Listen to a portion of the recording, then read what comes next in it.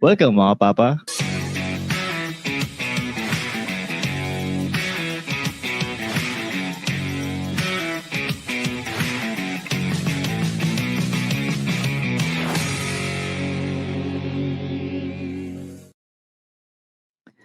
Ito po si Ingo. Kasama pa rin natin ang walang iba kundi si Tristan Ting ng Konichi Mates. Uy, welcome mga papa sa another episode ng Tatayhood. Sasabihin ko na naman, sana makinig kayo ng Konichi Mates kasi walang nakikinig talaga eh. Kasi nga, baka nga puro bla bla bla na naman daw ako dun eh. Uy, ganda ng cup mo ah. Bla bla Oo, bla ayun, bla. diba? Ang ganda, di ba? At saka, baka pagkamalan nila na nakikinig sila sa Machong Chismisan. Kasi andun na si Tito PJ sa Machong Ay, oo nga, Chismisan. tangina. Ano bang nararamdaman mo na nandun na si Tito P ulit sa Machong Chismisan? Hindi mo ba nami-miss ang Macho Trinity? Hindi naman. Kasi mahal ko yung trabaho ko eh. Kaya, Okay. kaya hindi naman. Pero hindi, congrats ulit sa Machong Chismisan. Napakinggan ko yung episode nila. Nasa airport ako, pinakinggan ko yung episode nila. Nakinig pa ako nung live nila. Nasa airport ako nung napakinggan ko yung live nila. Tapos napakinggan ko yung isang episode nila yung kay Jefferly. Sa anak ni Ejercito. Oo, yun. Napakinggan ko yan. So, shout out ulit sa Machong Chismisan. Miss na kayo ni Ingo. So, Oo. Pero, speaking of miss na miss, pare, meron tayong letter sender. May letter sender na naman. Ito ba? Oo. Ano ba napaghandaan ba natin ng mabuti na basahin o sulat? Kasi baka may mag-comment na naman dyan na hindi natin pinag-ahandaan at sinisisi natin yung mga letter sender. Nakita ko naman mukhang maayos yung punctuation nito. So hindi na natin sisisihin yung letter sender. Yung punctuation tsaka yung pag-form ng mga paragraph, no, tsaka yung spacing. Oo. Tingin ko pagka utal-utal pa rin yung pagbabasa nito, ikaw na talaga yung issue nito, Ingo Oo. Talaga. Ano ulit yan? Meron ka bang speech defect ba yun? Speech impairment. Oo, speech. Kaya tignan natin kung may dyslexia din ako. Testing natin ngayon Sige. Ano ba itong sulat na to? Sige, ikaw na pala magsulat. Basahin na natin yung letter sender natin. Sige. Ito, basahin na natin. Teka lang. Lakas magpatugtog ng aking anak. Hindi ko narinig. Hindi mo narinig? Sige. Ulit. Dear Papa, ako po si Mark, isang 33 anyos na tatay ng isang 7 taong gulang na batang lalaki. Madalas akong nakikinig ng podcast nyo habang nagko-commute. At sa totoo lang, malaking tulong sa akin bilang isang first-time dad. May gusto lang sana akong share. Hindi ko alam kung normal lang ito, pero minsan nahuhuli ko ang sarili ko na naglalabas ang sama ng loob sa anak ko. Yung tipong pagod ako sa trabaho tapos may problema pa kami ng misis ko. Parang si Bunso, yung nasasalo ng inis o lungkot ko. Hindi ko siya sisigawan pero napapansin ko parang naging tahimik siya kapag umiiyak ako sa harapan o nagkukwento ng problema. Minsan pa nga siya yung nangyayakap sa akin at sinasabing, "Don't be sad, Papa." Ang sakit sa dibdib, Papa. Kasi gusto ko siyang protektahan pero pakiramdam ko ako yung nagpapabigat. Hindi ko alam kung paano itatama. Gusto ko sanang matutong maging mas mabuting tatay. Yung hindi lang provider, kundi yung tatay na safe siya. May ganito rin ba kayo experience? Paano nyo to hinaharap? Salamat at more power sa Tatayhood Podcast.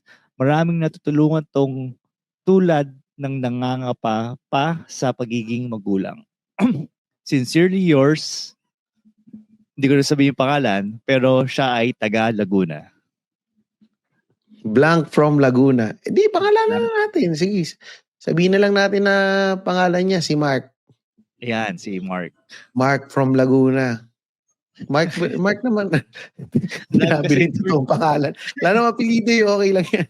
Oo. So, Pero, go, Ingo. hindi, sige, ikaw na. Kasi kanina pa pala nagsasalita eh. Hindi, okay lang. Kasi naisip ko, tinatanong niya kung na-experience pa natin to. Hindi ko ako makarecall na na-experience ko ito. Pero, siguro, yung mga sasabihin namin dito is, siguro magbibigay lang din ako ng disclaimer na kung ano man yung sasabihin namin, hindi naman ito galing sa mga expert advice and hindi kami perfect at hindi kami mga eksperto.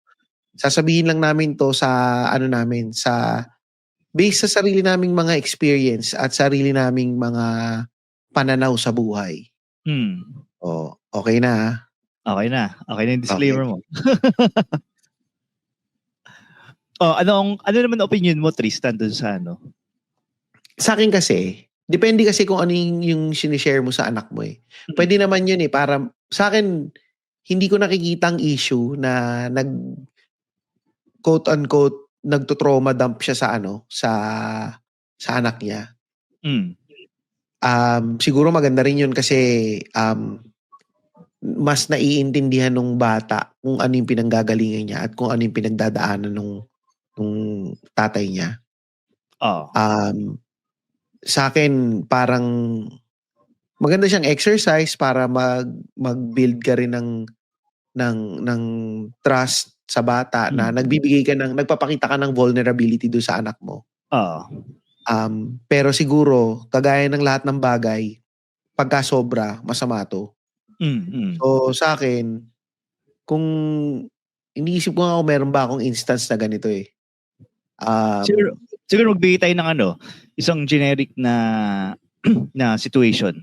So, halimbawa, ikaw Tristan, ikaw ito ay yung panganay, di ba? Tapos, biglang sinabi ng magulang mo sa'yo na, Tristan, hindi makakapag-enroll sila, mga kapatid mo sa high school or kung saan man. Ano sa tingin mong pwede natin gawin? Nagtaan na. Diretsong gano'n na. Oo. So, actually, kung kunyari nga, ako yung anak nga nito ni Mark, medyo mahirap. Actually, maganda yung ginawa mo, Ingo, kasi parang nakita ko yung perspective na parang pinatong sa'yo yung bigat ng responsibilidad bilang isang magulang. Ayoko naman kasing sabihin kay Mark na pinapatungan niya ng mabigat na responsibilidad yung anak niya, baka lalo siyang ma-feel bad eh. Hindi, siguro, baka kasi, niisip ko naman, baka naman kaya niya to ginagawa is tinatrato niya yung anak niya na parang kaibigan. Parang imbis na baka feeling niya ito mga lang to assumptions ko lang to. Baka feeling niya nagiging safe, baka feeling niya safe space yung anak niya. Kung dun siya magsasabi ng mga problema. Kasi sinabi niya dun sa sulat umiiyak siya sa harap ng anak niya. Ang inisip ko lang, ba't hindi siya umiiyak sa misis niya? Baka mas maganda kwento mo sa misis mo, Mark. Instead na ikwento mo sa anak mo. Exactly. Yan. Tama. Nag-agree ako dyan. Pero Ingo, ikaw ba tong si Mark? Kasi siyempre, wala yung misis mo dyan. Kasi wala nga pala misis, no? Kasi baka ikaw pala yung nagtutrauma dump kay Sven. Wala naman sasabihin si Sis Ben. Walang pakialam sabihin lang niya. Gutom lang siya or... Sasabihin siya ni Sven, pag nag-trauma dump ka, walk tayo. Walk. Okay, magpapabili ng laruan. Trinoma. Sabi po, tangina. Pero, ito, medyo,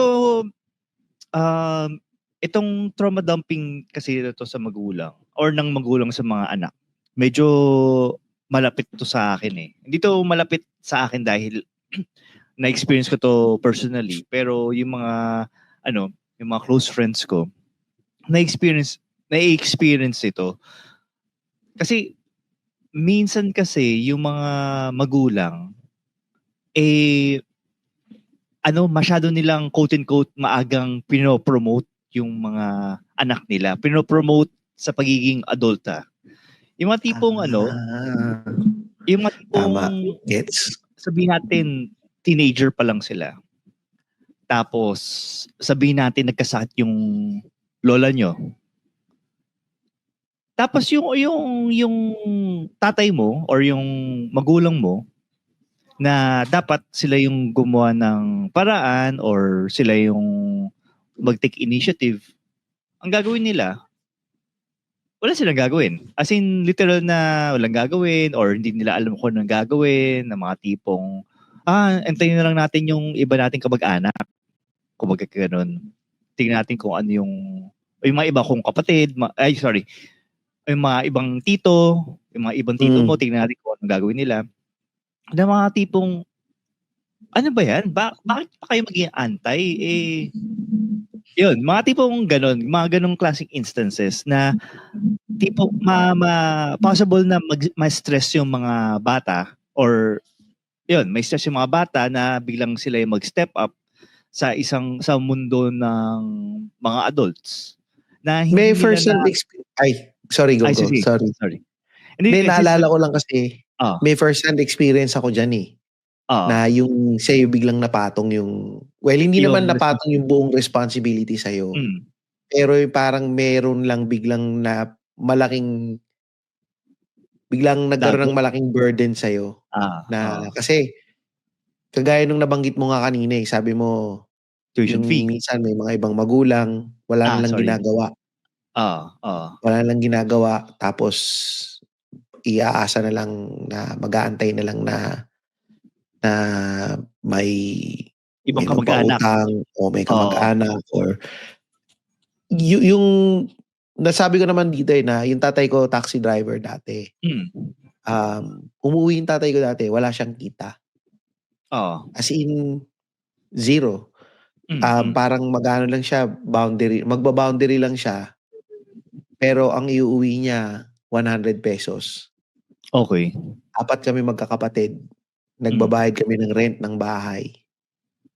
Tapos, yung nanay ko, nagtatrabaho, nag-o-office yung nanay ko. Pero parang ang sweldo lang na nanay ko parang 10,000 pesos. So, madalas, wala kaming pagkain. Madalas, wala kaming pambayad sa upa sa bahay. Madalas, napuputulan kami ng kuryente. At an early age, hindi lang naman ako eh. Kasi same din naman yung mga kapatid ko eh. Natutong yung nanay ko sa amin nagsasabi ng mga problema niya. And wala kaming choice kung hindi parang dumiskarte. Kasi naawa kami sa nanay namin. And lumalabas na kontrabida yung tatay namin, of course. Parang nangyayari lang is nagiging siguro sa amin ang naging effect, nag-mature nga kami kaagad. And naging naging responsible kami habang lumalaki. Kaya nga sabi ko nga parang nung kanina nung sabi ko 'di ba yung si letter sender. Parang okay lang kasi at least nalalaman nung anak mo kung ano yung nararamdaman mo. Pero siguro baka nga case to case basis eh. Siguro sa amin we took it na parang we need to step up na tulungan natin si mama. Kailangan nating gawin tong magtulong-tulong tayo. Ganun. Pero siguro may mga ibang mga anak na yung parang nasisiraan sila ng ulo because of the stress. Yun.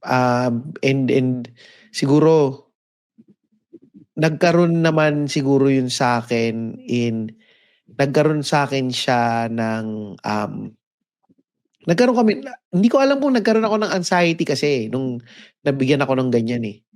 Well, siguro klaseng responsibility at an early age.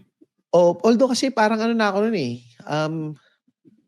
Ang naging responsibility ko na lang naman din kasi nun is Well, ang na-push lang naman kasi ko nun. Kasi ano to parang college ata ako nito eh. Na-push lang ako na naisip ko na dapat makagraduate ako on time. Na-push ako na mas mag-aral kasi naisip ko ayokong maging ganito yung buhay namin palagi. Parang naging maganda siya para sa akin eh. Na nagbibigyan ako nadadampan ako ng trauma ng nanay ko before. Na ang gusto ko lang matulungan ko yung nanay ko, maiahon ko siya sa kung ano man yung buhay namin before. Na hindi ko gustong ma-stuck siya doon. And parang naging goal ko yun eh. Na parang yun yung naging fuel ko para pilitin ko makatapos mag-aral and nakagraduate ako on time. Hindi ako matalino pero nakagraduate ako on time. Hindi ako nagkaroon ng bagsak or anything kasi pumapasok ako lagi. Minsan wala akong baon na. Ang diskarte ko, totoo.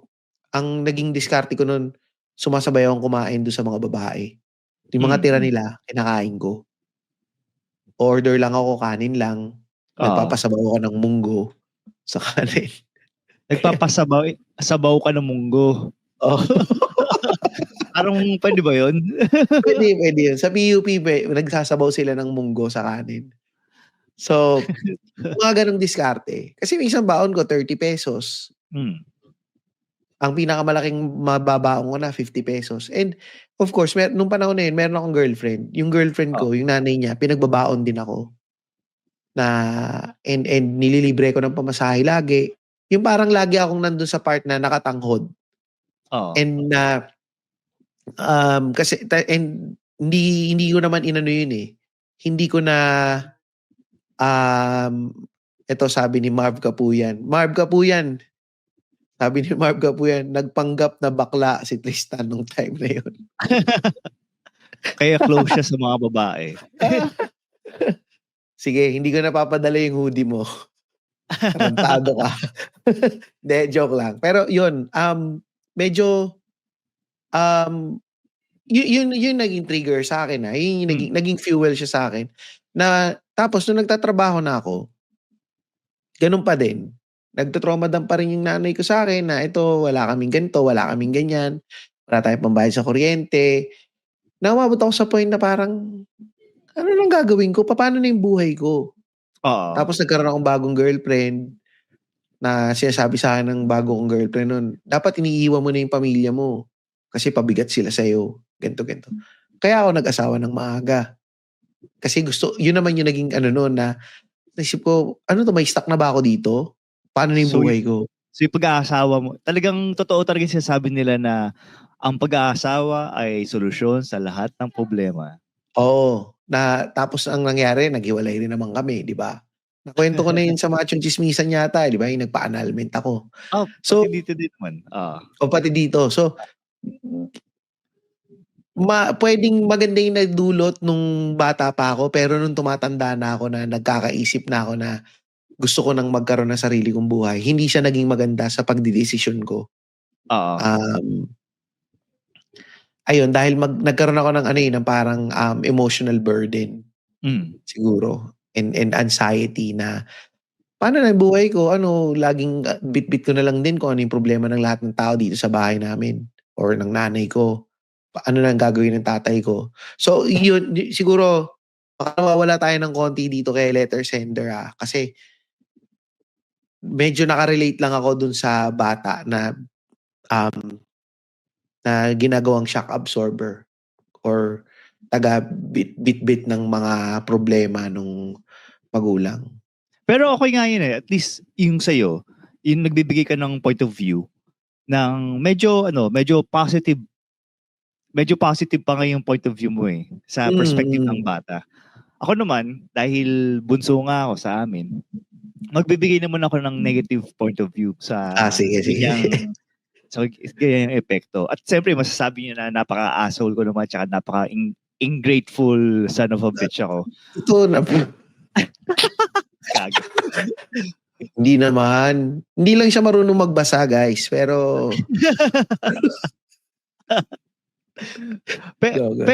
pero ito kasi kunyari as an outsider, kapag nakakarinig ako ng mga story na ganyan, kaya sabihin natin, yung husband may problema, yung nga dinadump sa mga anak, kinukwento sa mga anak, or kahit nga hindi anak kahit nga mga tropa mo ang una ko tatanong dyan, nasa ba yung asawa mo?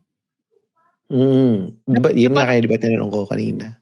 Oo, na parang iniisip ko, hindi ba dapat hindi ba dapat kayo mag-asawa yung partners dyan na kayo yung magso-solve muna even before pa well actually dapat nga ideally hindi nga dapat mag-trickle down yung mga problema sa mga anak kasi ako alam ko napaka-idealistic ito pero ginusto yung magkaroon ng anak ginusto nyo na palabasin sila. Nasiyahan. Ika nga sa words of wisdom ni Tristan, nasarapan naman kayo. Mali yung words of wisdom. Ano ba yung mga... Tumirik naman yung mata nyo. Mata nyo naman yung tumirik at yung paa nyo yung umunat. kumulot. Ay, umunat ba? Tama. Umunat yung paa ninyo nung tas tumirik yung mata nyo.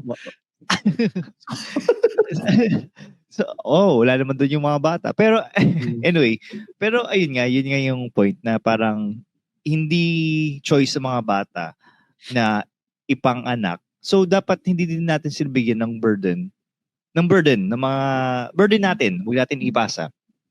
Tapos siyempre, diyan din magre-reflect kung ano bang klaseng relationship na meron ka with your spouse, with your wife, with your partner, whatever. Kung napansin nyo na nagko-confide kayo sa mga anak nyo sa problema nyo, ang first question nyo na dapat tanungin nyo sa sarili nyo ay, bakit ko ginagawa to? Bakit? Nasaan ba yung asawa ko? Maliban na lang kung hiwalay kayo sa asawa, or patay na yung asawa nyo, or basta unavailable yung asawa nyo, whatever.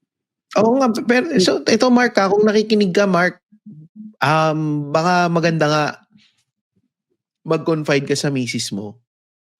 Ito, nangyari rin to sa akin nung nandito na kami sa Australia. Nung first time naming bumili ng bahay, nagkaroon kami ng maraming utang and negative na yung namin. Kasi pinilit namin makakabili ng bahay Nagkanda negative bank account kami. So umaabot ako sa point na nangungutang ako sa mga tao. Pero hindi ko siya pinaparamdam ko sa mga anak ko na okay pa rin tayo. Kasi nandun ako sa point na kailangan makita ng mga anak ko na na malakas ako Ayokong makita ng mga anak ko na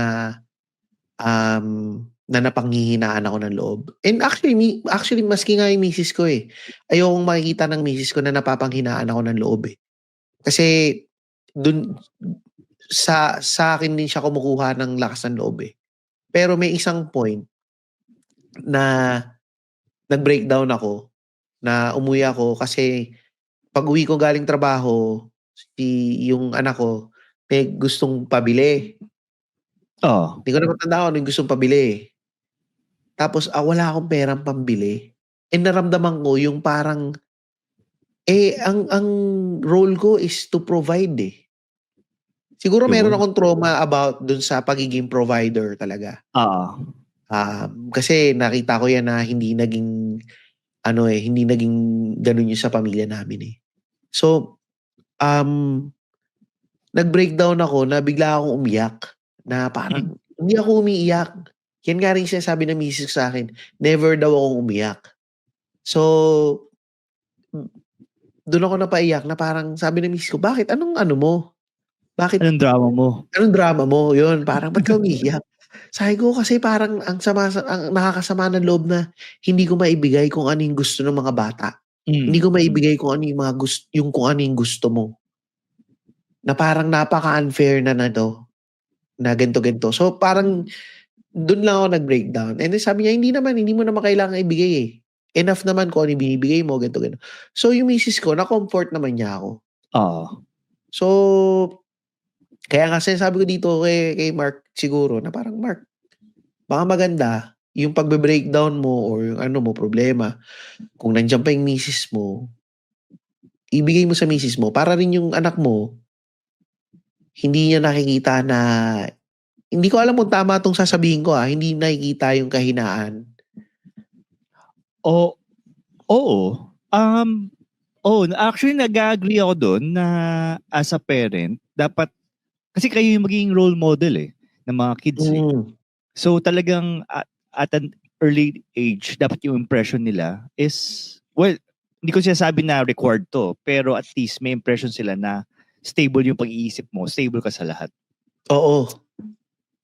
Although, may naalala akong perfect example din, Tristan, na pinoprotektahan ng tatay yung anak niya sa burdens of reality. Pero bago yan, basahin muna natin yung comment ni Marv Kapuyan.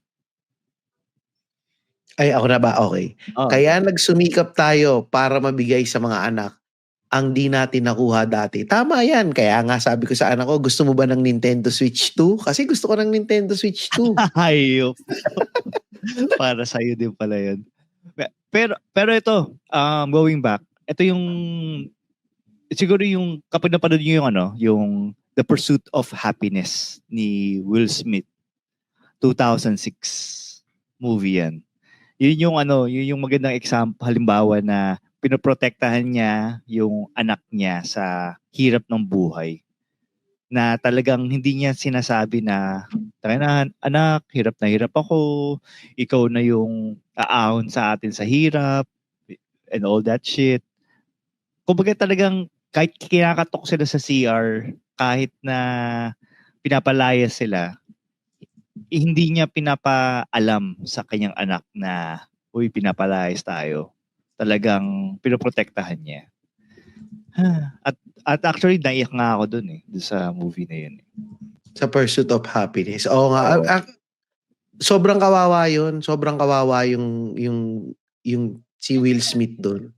Oo. Sobra. Ay. Pero ayun. Siguro, ako dahil wala nga akong asawa, siguro ang pwede kong i-confide malibang kay Tristan, isang bayaran na makakausap, isang therapist. Akala ko mag-hire ka ng, alam mo, bayaran, walker, mga ganon. Actually, may katropa ako, sinasabi niya na, may mga iba nga, kukuha ng magka-table kasi gusto lang nila na may kausap. Sa isip-isip ko, tayo kausap, 350 per hour kausap, tapos anong advice ang hindi ko minamalit yung profession na yun pero anong advice na makukuha mo dyan? Kausap. Habang nilalamas yung suso. habang nakakandong sa'yo at kung saan tumatawid yung kamay mo. Hindi, pero yun siguro yung masasabi ko dito kay Mark, na Mark, maganda siguro, kasi lalo na binanggit din niya yung anak niya is like 7 years old. Siguro may mga bagay na hindi maiintindihan yung bata At 7 years old, hindi niya maiintindihan yung kung ano man yung mga grown-up problems na sinasabi mo sa kanya or kung ano man yung, sinabi rin niya may problema sila ng misis niya Baka kaya hindi niya makausap yung misis niya. Baka nag-away sila or may on the rock sila. Oo, or baka nag-away sila ng misis niya. Well, ang magagawa lang natin talaga dito is to speculate. Pero yun nga, siguro, pag nag-away sila ng misis niya, wala siyang ibang makausap. Ang kinakausap niya ay anak niya.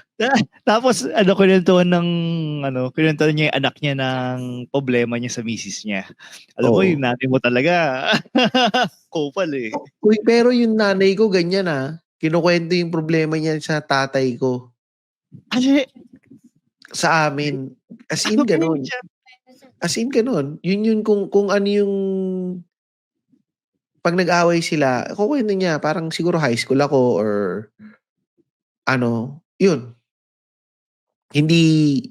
Kaya hindi bago sa akin yan.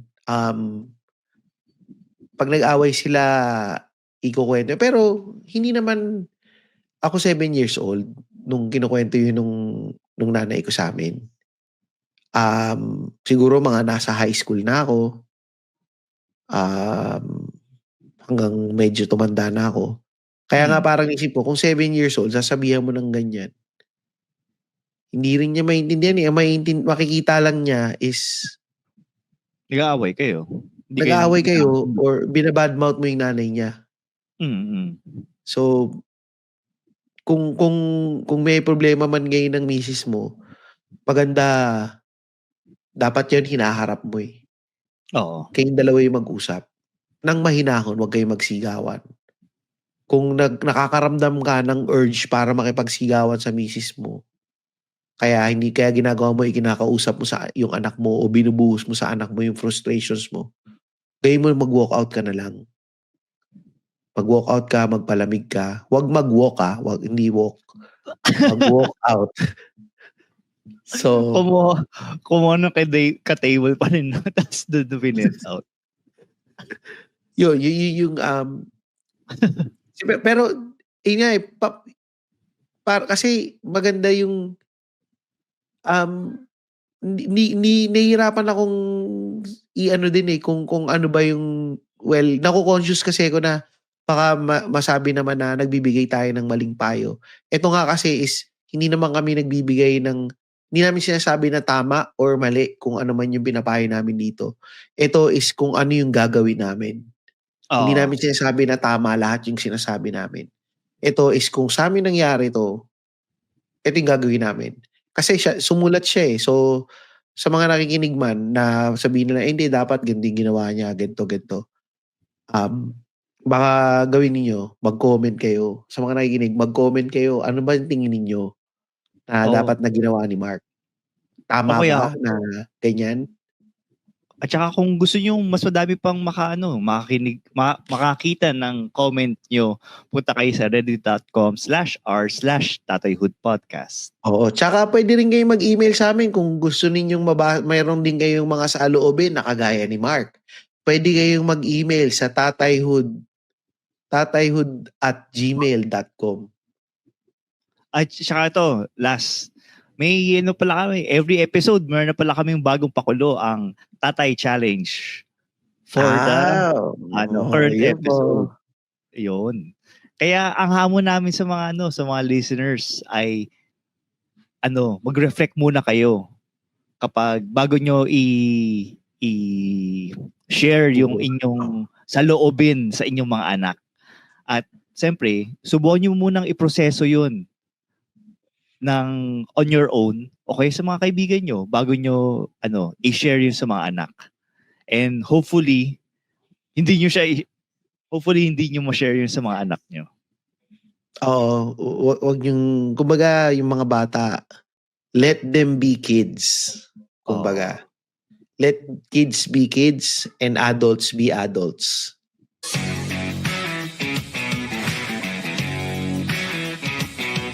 Episode ng Tatay Hood Podcast. Kung gusto nyo kaming supportahan, punta kayo sa patreon.com/papapatreon. Maraming salamat mga papa. Salamat mga papa.